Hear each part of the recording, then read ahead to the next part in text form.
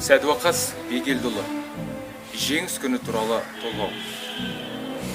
Дала бүгін жеңіс күйін шертеді, күміс бұлақ неткен сылқы меркеді. Теңіз бүгін жеңіс болып толқиды, самал бүгін жүректерді ертеді. Ауырлығын бұл жеңістің ел білер, жараланып от қоранған жер білер.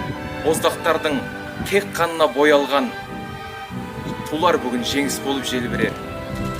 Өмір, өлім, арпалысқан жер көкте, бүлдіршіндер жатты жылап жүр көкте. Талай ару өз жүрегін қабырғып, қойдамалсыз аяулысын жерлетті. Ей замандас, мына сырда алшығып, бұйырмады атқып мінер талшыбық. Ана таулы қасіреттен қайғырды, сүт орнына қосанардан қан шығып. Талға жауғып, қорегеттің шандырды, соның өзі мейіріңді қандырды.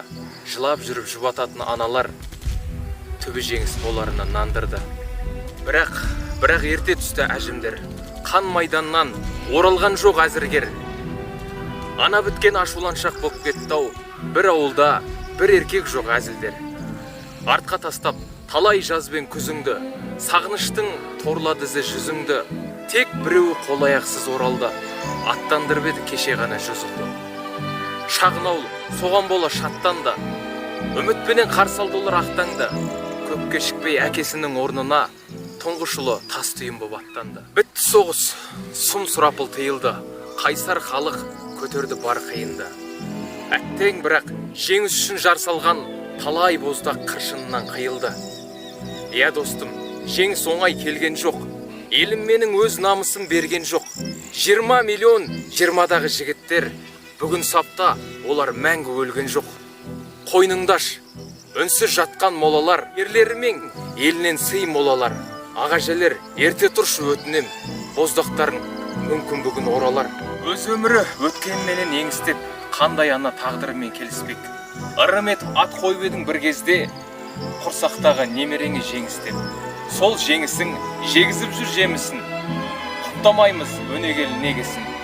Орнында бар оңалады деген бар, құтты болсын бүгін бұл жеңісің. Соғыс деген әлдегімге оңаяқ, шынымен ақ жеңіл сөз бе сол аяқ.